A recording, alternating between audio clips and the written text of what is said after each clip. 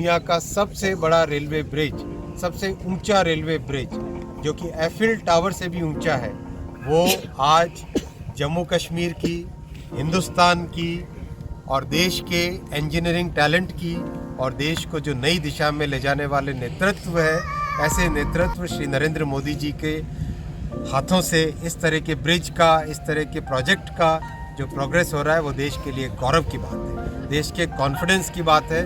और देश जो आत्मनिर्भर भारत एक नए जोश के साथ आगे बढ़ रहा है, ये उस 120 साल की डिज़ाइन के हिसाब से किया गया है। और भी बहुत सारे एलिमेंट्स हैं। आप देखते हैं कि दोनों तरफ बड़े पहाड़ है और बीच में एक वैली है। जब भी इस तरह का ज्योग्राफी होती है, जब भी इस तरह की टोपोग्राफी होती है, तो उसमें विंड स्पीड बहुत ज़्यादा हो जाती है। तो 150 किलोमीटर पर आवर के आसपास की विंड स्पीड ऑब्जर्व की गई थी। इसीलिए इस ब्रिज का डिज़ाइन 266 kmph की विंड स्पीड को आराम से सस्टेन कर सके, उस हिसाब से ये ब्रिज डिज़ाइन किया गया है। इस ब्रिज को वंदे भारत के लिए सूटेबल है, ये डिज़ाइन है। और कल बारामूला तक जाके मैंने पूरे ट्रैक का इंस्पेक्शन किया था। बड़गांव के पास वंदे भारत की मेंटेनेंस की फैसिलिटीज़ क्रिएट की जा रही है, वो भी कल इंस्पेक्शन किया।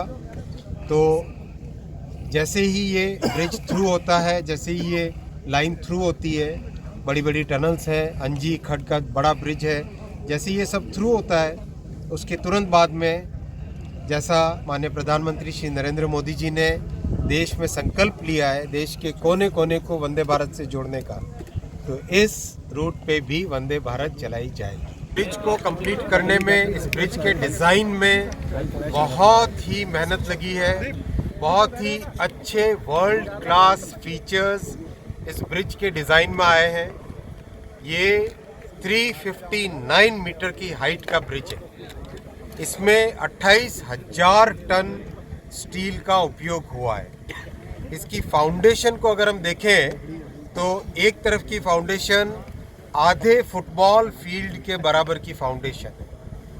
फाउंडेशन को, चूंकि ये अर्थक्वेक प्रोन एरिया है और रिक्टर स्केल 8 के हिसाब से कंप्लीट ब्रिज की डिज़ाइन की गई है, तो इसकी फाउंडेशन में बहुत ही स्पेशल एक एलिमेंट होता है जिसको डेविडेक बार्स बोलते हैं। 18,000 डेविडेक बार्स और केबल स्टेज लगे हुए हैं, जिससे कि फाउंडेशन एकदम मजबूत रहे और किसी भी परिस्थिति में ब्रिज एकदम स्टेबल रहे।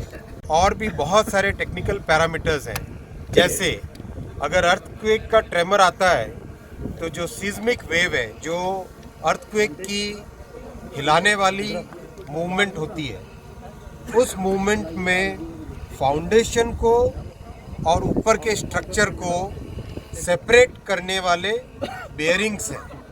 यानी अर्थक्वेक का इम्पैक्ट फाउंडेशन सहन कर ले, उसको एब्जॉर्ब कर ले, ऊपर वाले स्ट्रक्चर पे नहीं आए। इस तरह की व्यवस्था, इस तरह की डिज़ाइन इस ब्रिज में है। साथियों, इस ब्रिज का काम हालांकि 2005-2006 के आसपास आरंभ हुआ था, लेकिन असली प्रोग्रेस, अच्छी प्रोग्रेस चालू हुई जब देश का नेतृत्व प्रधानमंत्री श्री नरेंद्र मोदी जी ने संभाला। 2014 के बाद में इस ब्रिज की डिज़ाइनिंग में बहुत सारे इम्पोर्टेंट डिसीजंस लिए गए। एक फैसला जो प्रधानमंत्री जी ने बहुत बड़ा फैसला दिया था, वो ये था कि इस ब्रिज की डिज़ाइन 100 साल से अधिक होनी चाहिए।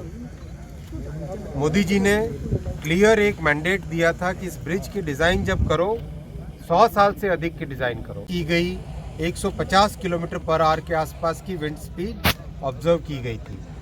इसीलिए इस ब्रिज का डिज़ाइन 266 kmph की विंड स्पीड को आराम से सस्टेन कर सके, उस हिसाब से ये ब्रिज डिज़ाइन किया गया है। इस ब्रिज को वंदे भारत के लिए सूटेबल है, ये डिज़ाइन है। और कल बारामूला तक जाके मैंने पूरे ट्रैक का इंस्पेक्शन किया था।